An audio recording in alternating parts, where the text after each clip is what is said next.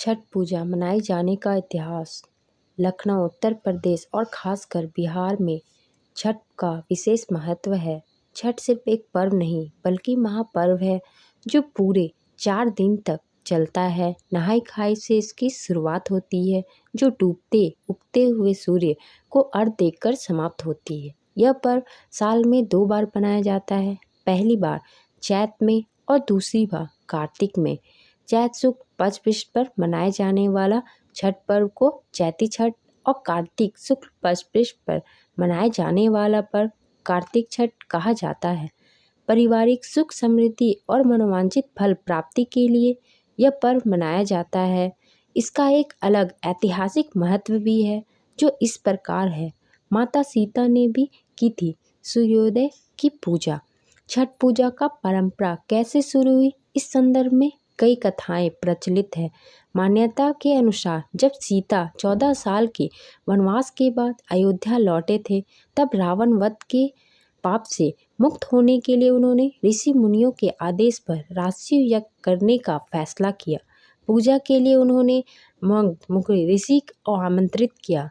मुग्ध दल ऋषि ने माता सीता पर गंगा जल छिड़क कर पवित्र किया और कार्तिक मास के शुक्ल पक्ष पर सूर्योदय की उपासना करने का आदेश दिया। इससे सीता ने मुग्ध ऋषि के आश्रम में रहकर 6 दिनों तक सूर्योदय की पूजा की थी।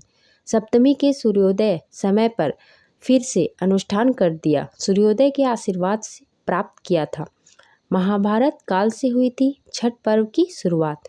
हिंदू मान्यता के मुताबिक कथा प्रचलित है छठ पर्व की शुरुआत महाभारत काल से हुई। इस पर्व का सबसे पहले सूर्यपुत्र कर्ण ने पूजन करके शुरू किया। कहा जाता है कर्ण भगवान सूर्य के परम भक्त थे और वो रोजाना घंटों पानी में खड़े रहकर अर्घ्य देते थे। सूर्य की कृपा से ही वह महान योद्धा बने। आज भी छठ में अर्घ्य दान का यह परंपरा प्रचलित है। द्रौपदी ने भी रखा था छठ पर्व के बारे में एक कथा और भी है। इस कन्विंद के मुताबिक जब पांडव सारा राजपाट जुए में हार गए, तब द्रौपदी ने छठ व्रत रखा था। इस व्रत से उनकी मनोकामना पूर्ण हुई और पांडवों को सब कुछ वापस मिल गया।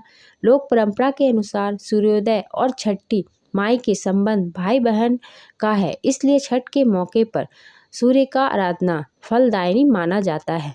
क्या है छठ का पौराणिक महत्व? इन कथाओं के अलावा किंवदंती भी प्रचलित है। पुराणों के अनुसार प्रियव्रत नामक राजा की कोई संतान नहीं थी। इसके लिए उन्होंने हर जत्न कर डाले लेकिन कोई फायदा नहीं हुआ। तब उस राजा को संतान प्राप्ति के लिए कश्यप ने उसे पुत्र योष्टि यज्ञ करने का परामर्श दिया।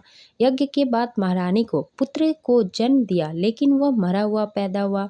राजा में मृतक बच्चे की सूचना पूरे नगर में शोक छा गया। कहा जाता है कि जब राजा मृतक बच्चे को दफनाने की तैयारी कर रहे थे, तभी आसमान से एक ज्योतिषमय विमान धरती पर उतरा। इसमें बैठी देवी ने कहा, मैं पृष्ठ देवी और विश्व के समस्त पालकों की रक्षा करती हूँ।